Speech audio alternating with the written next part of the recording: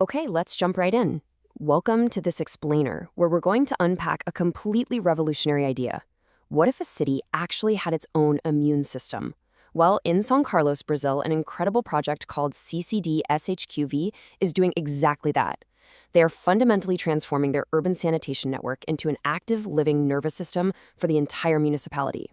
So instead of waiting for people to get sick, this system uses the city's very own infrastructure to keep a constant, watchful eye on the health of its citizens. So, what invisible threats are flowing beneath our feet right now? Think about that for a second. It's really the ultimate blind spot in urban health. Hidden entirely from view, right under the pavement flows this massive, continuous stream of information about what is happening above ground. The core problem that every single major city faces is that without continuous monitoring, these threats travel in complete silence. We literally only realize they're there when it's already too late. And we're dealing with a serious dual threat environment here. On one side, you have your biological risks, the usual dangerous suspects like Salmonella, E. coli, rotavirus, and of course, things like SARS-CoV-2. But it is not just biological. There's a whole chemical cocktail down there too. We're talking about chemical contaminants of human origin, which includes heavy metals, agricultural pesticides, and even residual hormones and pharmaceuticals that wash into the water supply. It's this complex, invisible soup of potential public health crises just waiting to happen. I mean, why wait for the emergency room to fill up before we actually do something? That is the status quo, right? It's purely reactive, heavily delayed, and quite frankly, economically devastating. But this new vision, it flips that entirely on its head. We're moving to early detection of pathogens way before mass contagion occurs. It allows for truly evidence-based policies using real-time data. This means public health officials can deploy smart, highly targeted interventions block by block, rather than locking down an entire city. It's a total game changer. Now, you can't just build a system this complex in a silo. You need an almost Avengers-level coalition to pull this off. We're talking about bringing together top-tier academic minds from universities to build the raw science and pairing them directly with the local city hall and water authorities, the people who actually control the physical infrastructure and municipal data. Throw in private and applied tech innovators to handle the sensor technology and data analytics, and what you get is this unified, unstoppable alliance between science, state, and innovation. So, how does this detection engine actually work under the hood? It happens in 3 distinct layers. Layer 1 is your frontline defense, microscopic sentinels. These are biosensors placed directly down in the sewage network for continuous, round-the-clock monitoring. Then, Layer 2 brings in heavy-duty lab precision, specifically mass spectrometry, to isolate and identify complex pollutants like hormones and heavy metals. And finally, Layer 3 is the brain of the whole operation. Artificial intelligence takes those trillions of molecular data points, runs predictive modeling, and transforms all that raw chemistry into actionable health alerts.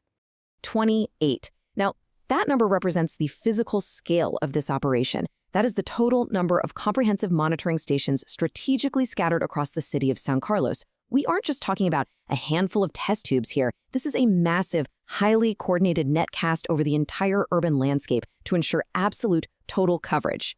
When you map this out, you see how 25 pumping stations and 3 district treatment plants weave a complete, real-time geographic web that leaves absolutely no neighborhood unmonitored. The high-volume district plants? They capture the big picture from broad areas. But the true magic here is the sheer granularity of those 25 pumping stations. The system doesn't just broadly warn that the city is getting sick, it can pinpoint exactly which specific community, which exact neighborhood is showing an uptick in a pathogen. That allows for laser-focused responses. But here's the really genius part. Let's be real, city managers do not have time to sit around reading complex spectrometry reports. So this system translates billions of raw microbiological data points into what's called the Expanded Municipal Hydrosanitary Health Index. It takes incredibly complex raw data, viruses, chemical compounds, microscopic traces, and uses AI to crunch it all down into one simple, actionable score. Think like 87 out of 100. It takes the guesswork completely out of the equation.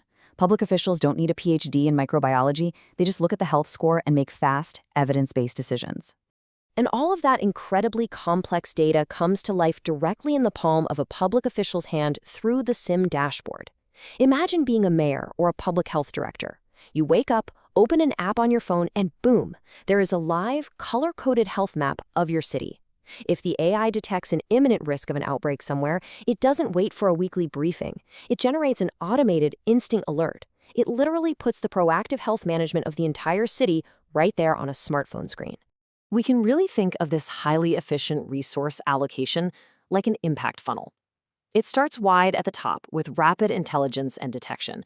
That triggers the middle layer, proactive management actions, which allows for hyper-efficient use of public funds to target specific, at-risk neighborhoods. And the final result, at the bottom? It's profound. Economically, a city saves an absolute fortune by keeping people out of expensive hospital beds and keeping the local workforce healthy and productive. Socially, it drastically reduces illness and elevates the overall quality of urban life, especially for our most vulnerable communities. Now, this isn't just some fleeting science experiment. It is a rigorous, structured 5-year blueprint, and it's specifically designed to train local teams to ensure the municipality can run this system entirely autonomously. It kicks off with raw data collection and sensor infrastructure development. Then it moves into validating and fine-tuning the AI models so they perfectly fit the city's unique footprint. Step 3 is absolutely crucial. Institutional training, making sure the local health and water departments know exactly how to operate it themselves. Finally, we hit full, permanent implementation, embedding this predictive technology directly into the daily routine of the government. So where does this go from here? Well, the ultimate goal is to consolidate this highly efficient, low-cost predictive model in São Carlos and then expand it. What started as a local success story is built from the ground up to scale as a new national standard across the state of São Paulo and eventually all of Brazil. Once it's validated by these top-tier institutions, this technology becomes a scalable blueprint for anyone. It marks the definitive end of reactive healthcare and the beginning of an entirely new era of predictive environmental intelligence on a massive scale. We've seen exactly how data, science, and public infrastructure can unite to make the invisible visible. The blueprint exists today. The technology actually works. So if one city can successfully build an artificial immune system to seamlessly protect its people, it leaves us with one incredibly exciting question about the future of global urban health. Which city will be next?